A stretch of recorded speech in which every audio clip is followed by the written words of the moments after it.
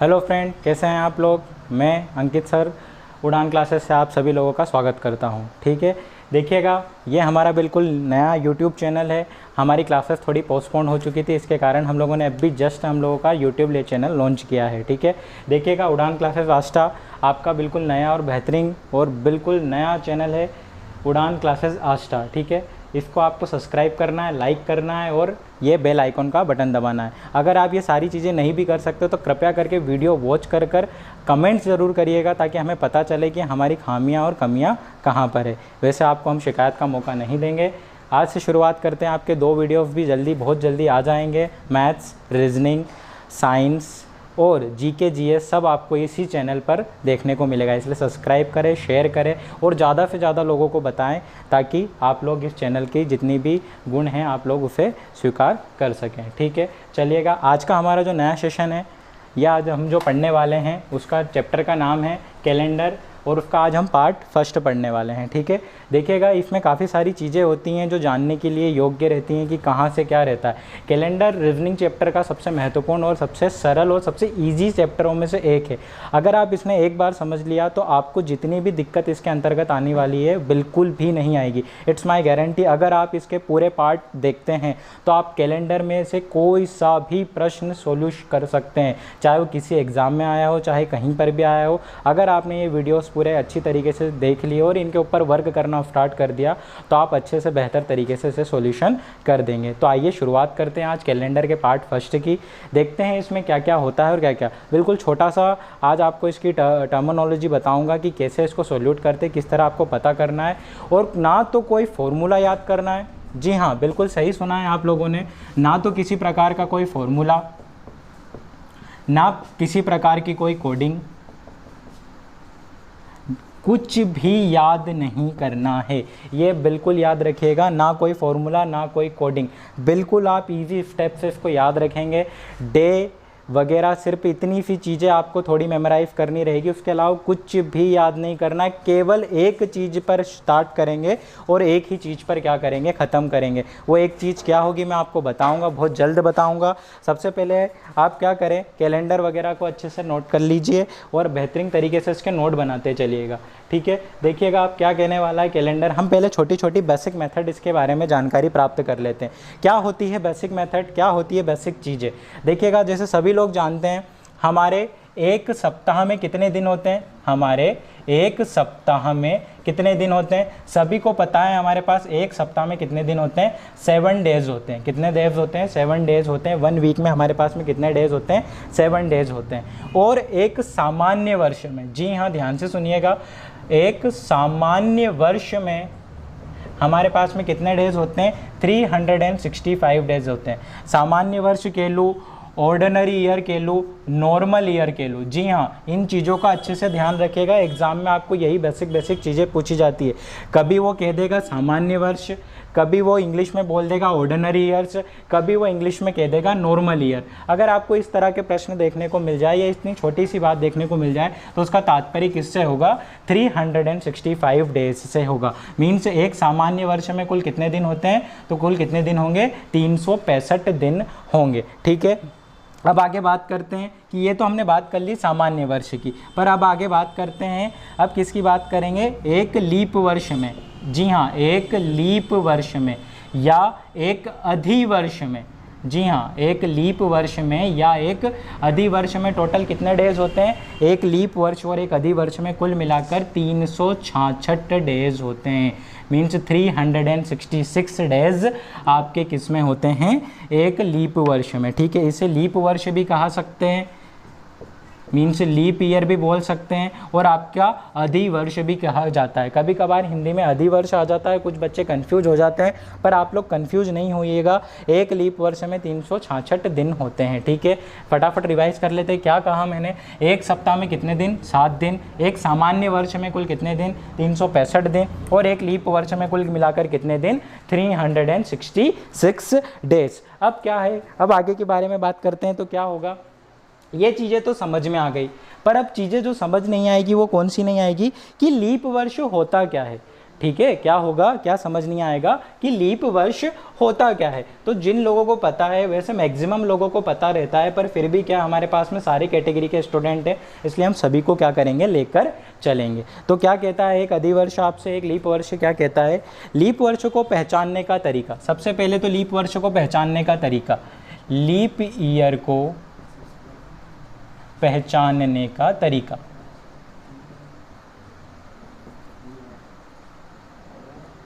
Leap वर्ष को पहचानने का तरीका, पहला तरीका तो यही है कि 366 डेज होते हैं एक लीप वर्ष में। दूसरा और सबसे महत्वपूर्ण हिस्सा वो क्या, जिसकी फरवरी की 29 तारीख हो, जिसमें फरवरी की कौन सी तारीख हो, 29 तारीख हो, जिसमें क्या हो, फरवरी में कितनी तारीख हो, कितने डेज हो, पूरे 29 डेज हों, क्या हो, पूरे 29 डेज हों, वो क्या कहलाएगा, आपका लीप वर्ष कहलाएगा। क्या कहलाएगा, लीप वर्ष कहलाएगा। अब हमें पता है लीप वर्ष में कितने दिन होते हैं, 366 डेज होते हैं, ठीक है। अगर आपको लीप वर्ष पहचानना है कि लीप ईयर कौन सा होता है, लीप ईयर कौन सा होता है, तो सिंपल सी बात है, लीप ईयर कौन सा होता है, वह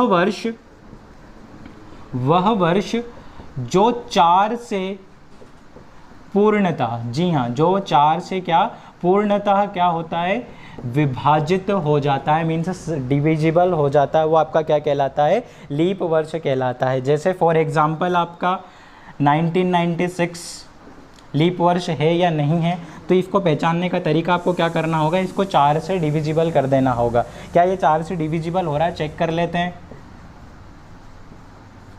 कितनी बार जाएगा, 4 टाइम जाएगा। कितने बार जाएगा, 4 टाइम जाएगा। कितना आएगा कैरी में, यहाँ कितनी बार जाएगा, 9 टाइम जाएगा। और फिर कितनी बार जाएगा, 9 टाइम जाएगा। तो अगर यहाँ रिमाइंडर में, जी हाँ ध्यान रखिएगा, अगर यहाँ रिमाइंडर में कितना आता है, 0 आता है, रिमाइंडर में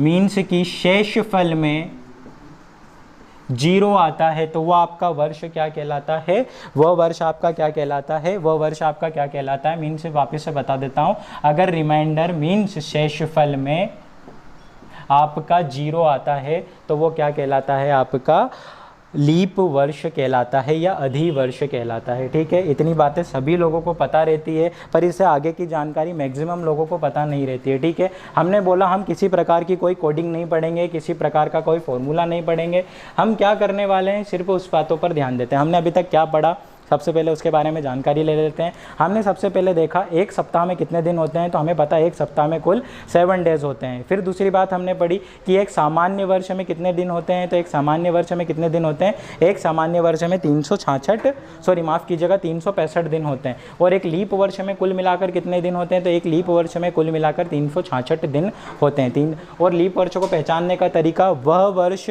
जो 4 से पूर्णतः विभाजित हो। 4 से पूर्णतः विभाजित का अर्थ ये होगा कि जिसके शेषफल में क्या आता हो, 0 मीन्स 0 आता हो, ठीक है। चलिएगा अब हम बात करते हैं, सबसे पहले ऑर्डिनरी ईयर में सप्ताह कितने होते हैं, सप्ताह, वर्षों में सप्ताह कितने होते हैं, वर्षों में सप्ताह मीन्स वीक्स कितने होते हैं, वर्षों में सप्ताह कितने होते हैं। तो देखिएगा एक सामान्य वर्ष में, एक सामान्य वर्ष हमें अच्छे से पता है, मीन्स मैं उसको ऑर्डिनरी ईयर कह देता हूँ। एक ऑर्डिनरी ईयर में कितने दिन होते हैं, हमें अच्छे से पता है 365 दिन होते हैं, 365 दिन होते हैं। हमें सप्ताह निकालना है, तो एक सप्ताह में कितने दिन होते हैं, 7 डेज होते हैं। तो हम क्या करेंगे, 7 डेज को क्या करेंगे, इससे डिविजिबल कर देंगे। क्या करेंगे, 7 डेज को क्या कर देंगे, डिविजिबल कर देंगे। कितनी बार जाएगा ये, 5 टाइम जाएगा। 7 5 जा 35, कैरी में कितना आया, 1, यहाँ से आया 5, कितना आया 2, और यहाँ पे कितनी बार जाएगा, 1 2 टाइम जाएगा, मीन्स 7 2 जा 14। कैरी में रिमाइंडर में कितना आया, आपका कितना आया, 0 1 आया, और यहाँ पर भागफल में कितना आया, मीन्स कितना आया आपका 52 आया। तो एक सामान्य वर्ष में कुल मिलाकर कितने दिन होते हैं, 52 सप्ताह और 1 दिन अतिरिक्त, 52 सप्ताह और 1 दिन अतिरिक्त। अब इसे आप 1 दिन अतिरिक्त कह सकते हैं, 1 दिन एक्स्ट्रा कह सकते हैं, या फिर आप इसे एक दिन एक विषम दिन कह सकते हैं। कितने दिन कह सकते हैं? एक विषम दिन, मीन्स एक दिन एक्स्ट्रा है या एक दिन अतिरिक्त है, आप इसे कह सकते हैं। ठीक है, वर्षों में कितने सप्ताह होते हैं ये हमने निकाला था। तो एक सामान्य वर्ष में 365 डेज होते हैं, तो उसमें कुल मिलाकर कितने होते हैं? 52 सप्ताह और एक दिन अतिरिक्त रहता है। ध्यान रखिएगा, एक सामान्य वर्ष में एक सामान्य वर्ष में एक दिन अतिरिक्त, जी हाँ, एक दिन अतिरिक्त होता है, एक दिन अतिरिक्त होता है। इस बारे में अच्छे से ध्यान रखिएगा, एक सामान्य वर्ष में एक दिन अतिरिक्त होता है। ठीक है, नेक्स्ट बात हम करते हैं किसकी? हमने अब बात कर ली, किसकी बात कर ली हम लोगों ने? हमने सामान्य वर्ष की बात कर ली। अब हम बात करते हैं किसके बारे में? अब हम बात करते हैं लीप वर्ष के बारे में। फटाफट देख लेते हैं ताकि वीडियो आपका ज़्यादा लंबा ना हो और जितनी जानकारी हम ग्रहण कर सकें वो हम फटाफट प्राप्त कर लें। ठीक है, नेक्स्ट चीज़ पर हम बढ़ते हैं। नेक्स्ट चीज़ क्या है हम लोगों के सामने? हमने सामान्य वर्ष के बारे में बात कर लिया, अब हम एक अधिवर्ष के बारे में बात करते हैं। मैं अधिवर्ष जानबूझकर लिख रहा हूँ ताकि आप इसे मेमोराइज कर लें और आपको अच्छे से पता चल जाए। हालांकि इंग्लिश मीडियम स्टूडेंट के लिए बता दूं, अधिवर्ष का मतलब होता है आपका क्या? Leap year. अधिवर्ष का मतलब क्या होता है आपका? Leap year. लीप ईयर में कुल मिलाकर कितने दिन होते हैं? 366 दिन होते हैं। कितने दिन होते हैं? 366 दिन होते हैं। अगर इसमें आपको सप्ताह मतलब कि वीक्स फाइंड करने हैं तो आप डिविजिबल किससे करेंगे? 7 से करेंगे। तो क्या होगा? 7 डिविजिबल 366 कितनी बार जाएगा? वही 5 टाइम जाएगा। कितना? 7 5 जा 35, कैरी में 1, 7 2 जा 14 और कैरी में कितना आएगा? यहाँ पर 2 आएगा। तो मीन्स समझ में क्या आया? एक अधिवर्ष में, ध्यान से सुनिएगा, एक अधिवर्ष मीन्स एक लीप वर्ष में 52 सप्ताह और 2 दिन अतिरिक्त, ध्यान से सुनिएगा, और 2 दिन अतिरिक्त होते हैं। कितने दिन अतिरिक्त होते हैं? 2 दिन अतिरिक्त होते हैं। कितने दिन अतिरिक्त होते हैं? 2 दिन अतिरिक्त होते हैं। 52 सप्ताह और 2 दिन अतिरिक्त आपके होते हैं। ठीक है, 2 दिन अतिरिक्त का मतलब होता है कि आपके यहाँ 2 दिन एक्स्ट्रा हो रहे हैं। 52 तो कुल मिलाकर सप्ताह हो रहे हैं, पर 2 दिन अतिरिक्त हो रहे हैं। मीन्स यहाँ पर कितने डेज कम पड़ रहे हैं? कुल मिलाकर 5 दिन कम पड़ रहे हैं इसको 53वां सप्ताह बनने में। तो कितने? 5 दिन कम पड़ रहे हैं, तो सप्ताह तो कहलाएगा नहीं, तो क्या कहलाएगा? केवल कहलाएगा कितने दिन अतिरिक्त? 2 दिन अतिरिक्त। इसी प्रकार वहाँ पर कितने दिन अतिरिक्त पड़ रहे थे? 1 दिन अतिरिक्त था, तो सप्ताह बनने में कितने दिनों की जरूरत पड़ रही थी? 6 दिनों की जरूरत पड़ रही थी। तो वो सप्ताह तो कहलाएगा नहीं, तो क्या कहलाएगा आपका? 1 दिन अतिरिक्त। तो दोनों में ही सप्ताह तो कितने होते हैं? 52 होते हैं, पर एक सामान्य वर्ष में कितने दिन होते हैं? एक सामान्य वर्ष में आपके कितने दिन होते हैं? 365 दिन होते हैं, और लीप वर्ष में भी 366 दिन। परंतु अगर इनके ओड डेज की बात करें तो आपको पता होना चाहिए कि इनके ओड डेज में क्या होता है? 1 और 2 दिन होते हैं। तो मैं एक बार और आपको अच्छे से याद दिला देता हूँ, अच्छे से आप इनको नोट कर लीजिएगा। क्या होगा? एक ऑर्डिनरी ईयर में एक्स्ट्रा डेज कितने होंगे? एक ऑर्डिनरी ईयर में एक्स्ट्रा डेज कितने होंगे? तो 0 1। और एक लीप ईयर में एक्स्ट्रा डेज कितने होंगे? तो आप क्या बोलेंगे? 0 2। ध्यान रखिएगा, ये दोनों ही बहुत इंपॉर्टेंट चीज़ है। मैं बार बार आपसे इसको कंटिन्यू करने के लिए कहूँगा, इसलिए याद रखिएगा कि एक सामान्य वर्ष में कितने अतिरिक्त दिन? 0 1। और एक अधिवर्ष या लीप वर्ष में अतिरिक्त दिनों की संख्या तो क्या बोलेंगे आप लोग? 0 2 बोलेंगे। ठीक है, बहुत बढ़िया। इसी प्रकार हम आगे बात करते हैं किसकी? ये तो बात हो गई लीप वर्ष और सामान्य वर्ष की, पर मैं अब आपको बात बताता हूँ किसके बारे में? लीप शताब्दी वर्षों के बारे में। जी हाँ, ध्यान से सुनिएगा, लीप शताब्दी वर्षों के बारे में आपको जानकारी देना चाहूँगा। ठीक है, क्योंकि इससे रिलेटेड एक MP पुलिस का क्वेश्चन है जो आप खुद ही आज उसको सॉल्यूट कर जाएंगे। मैं उसकी कुछ कमियाँ बताऊँगा और फिर आप उसका आंसर खुद ही स्वयं ही निकाल लेंगे। कैसे निकालेंगे? सबसे पहले आप हेडिंग डालिएगा अपनी नोटबुक में। क्या हेडिंग डालिएगा? लीप शताब्दी वर्ष। लीप शताब्दी वर्ष मीन्स इंग्लिश मीडियम स्टूडेंट डालेगा लीप सेंचुरी ईयर। क्या होगा? लीप सेंचुरी ईयर मीन्स वही शताब्दी वर्ष। सेंचुरी पता होगा ना, जब सचिन 100 मारता है या विराट 100 मारता है तो हम बोलते हैं शतक मारा। तो ये वही वाली बात हो गई। कौन सी? शताब्दी वर्ष। अभी कोरोना नहीं होता तो हम लोग अभी हाल फिलहाल में IPL देख रहे होते। ठीक है, पर खैर कोई बात नहीं, चलिएगा। लीप शताब्दी वर्ष मीन्स लीप सेंचुरी ईयर। देखिएगा, हर वर्ष या हर सामान्य वर्ष या हर लीप वर्ष 4 से भाग करने पर ही पता नहीं करते कि वो लीप वर्ष है या नहीं है। कुछ शताब्दी वर्ष ऐसे होते हैं। सबसे पहले शताब्दी वर्ष होते क्या हैं? शताब्दी वो वर्ष होते हैं जिनको बोलने में 100 की अनुभूति, मीन्स 100 बोलने में आता है, जैसे 2000, 1000 हो गया, 2000 हो गया, ठीक है ना। अब लीप शताब्दी वर्ष होते कौन कौन से, ध्यान से देखिएगा। 1900, 1900, 1800, 1700, 1600, 1500, 21st सेंचुरी या 2100, ठीक है। फिर आपका 2200, ठीक है ना। तो ये सारी चीज़ें क्या हो गई आपकी लीप शताब्दी वर्ष कहलाती। तो ये जितने भी शताब्दी वर्ष रहते हैं, या अगर आपको समझ नहीं आता हो तो वर्ष का पहला साल, वर्ष का शुरुआती वर्ष का पहला साल देखिएगा। 1899 कोई वर्ष का पहला साल तो होगा नहीं, ये तो उसका आखिरी साल होगा। तो अगर इसको एक साल और आगे बढ़ाएंगे तो कितना हो जाएगा, 1900 हो जाएगा। तो ये जो 1900 है यही आपका क्या कहलाएगा, लीप शताब्दी वर्ष कहलाएगा। क्या कहलाएगा, लीप शताब्दी वर्ष कहलाएगा। तो लीप शताब्दी वर्ष 4 से डिविजिबल नहीं होते हैं। ध्यान से सुनिएगा इस बात को, बहुत सारे लोग इस चीज़ में अपनी चीज़ों को गलत कर देते हैं और अपना मुश्किल सा एक एक से प्यारा नंबर क्या करते हैं, आपका डिस्कनेक्ट कर देते हैं, मीन्स कि अच्छे भूल जाते हैं। लीप शताब्दी वर्ष कभी भी 4 से डिविजिबल नहीं होता है। ध्यान से सुनिएगा, अच्छे से नोट कर लीजिएगा। लीप शताब्दी वर्ष कभी भी 4 से डिविजिबल नहीं होता है। लीप शताब्दी वर्ष हमेशा किससे डिविजिबल होगा, 400 से डिविजिबल होगा। कितने से डिविजिबल होगा, 400 से। अगर ये 400 से पूरा भाग चला गया तो ही आपका लीप वर्ष कहलाएगा, अन्यथा ये लीप वर्ष नहीं कहलाएगा। ठीक है, आ गई बात समझ में। अब मैं आपको इसका एक बेहतरीन उदाहरण बताता हूँ। क्या, एक बार एमपी पुलिस ने एक क्वेश्चन किया था कि इनमें से कौन सा लीप वर्ष नहीं है, इनमें से कौन सा लीप वर्ष है या नहीं है। नहीं है बोला था और उसने एग्जाम्पल दिए थे कुछ इस तरीके से। एग्जाम्पल दिए थे 2003, 2005, फिर उसने दे दिया 2100 और फिर लास्ट में दे दिया नन ऑफ दिस। तो मैक्सिमम स्टूडेंट ने क्या किया, मैक्सिमम स्टूडेंट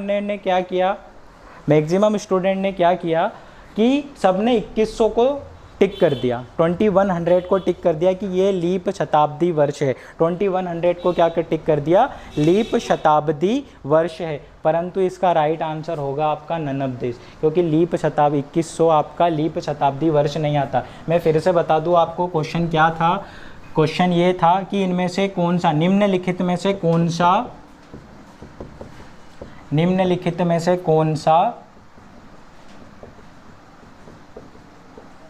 लीप वर्ष है, निम्नलिखित में से कौन सा अधिवर्ष है, निम्नलिखित में से कौन सा अधिवर्ष है। यह आपका क्वेश्चन है एमपी पुलिस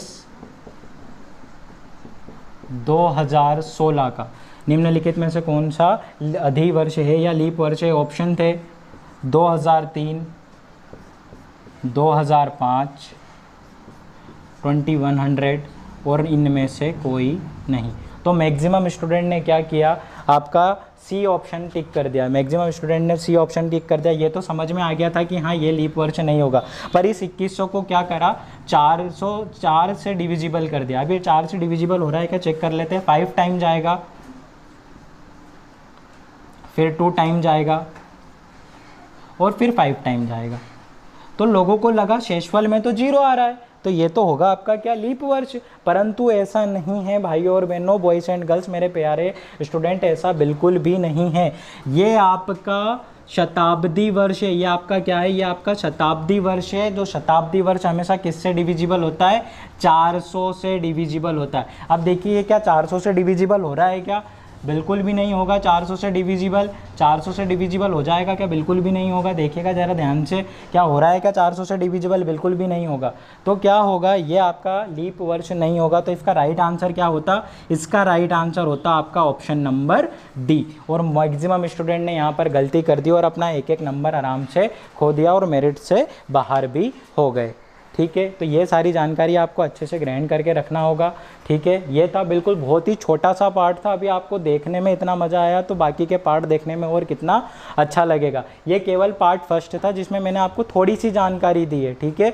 अब अच्छे से आप लोगों को क्या करना है, नोट्स कॉपी करना है और इसको आगे कंटिन्यूटी करना है, ठीक है। हम लोगों ने क्या क्या पढ़ा, हम लोगों ने पढ़ा क्या, हम लोगों ने सबसे पहले टीच किया एक सप्ताह में कितने दिन होते हैं, 7 दिन होते हैं। एक सामान्य वर्ष में कितने दिन होते हैं, 365 डेज होते हैं। एक लीप वर्ष या एक अधिवर्ष, ध्यान से दोनों वर्ड्स को वेरीफाई करिएगा, एक लीप वर्ष या एक अधिवर्ष में कितने दिन होते हैं, 366 डेज होते हैं। एक लीप वर्ष और एक अधिवर्ष में एक लीप वर्ष और एक सामान्य वर्ष में एक जैसे दिन होते हैं, कौन से, 52 सप्ताह। मीन्स सप्ताह तो सेम रहते हैं पर अतिरिक्त दिनों की संख्या अलग अलग हो जाती है। एक सामान्य वर्ष में अतिरिक्त दिनों की संख्या 01 और एक अधिवर्ष या एक लीप वर्ष में अतिरिक्त दिनों की संख्या 02 कहलाती है। इसी के साथ बाकी सारी जानकारी मैंने आपको दे दी थी। लीप वर्ष 4 से डिविजिबल होता है, अगर उसका रिमाइंडर में 0 मीन्स शेषफल में 0 आता है तो वो आपका क्या कहलाएगा, लीप वर्ष कहलाएगा। परंतु शताब्दी वर्ष जिनके आगे बोलने पर 100 की अनुभूति होती है, 1900, 1800, 1700, 1600,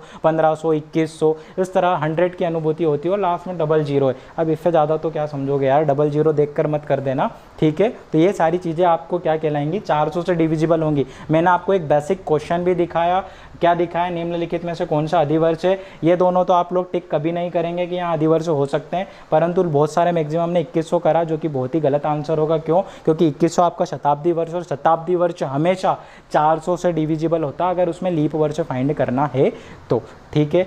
आप लोगों का थैंक यू। उड़ान क्लासेस के चैनल को सब्सक्राइब कीजिएगा, ज़्यादा से ज़्यादा शेयर कीजिएगा, लाइक करिएगा, कमेंट करिएगा और हाँ, सबसे महत्वपूर्ण बात, कमेंट ज़रूर करिएगा ताकि आपके कमेंट हमें ज़रूर बताएं कि हम कितने पानी में हैं। Thank you so much. Please subscribe करें उड़ान coaching classes Aastha. Thank you so much.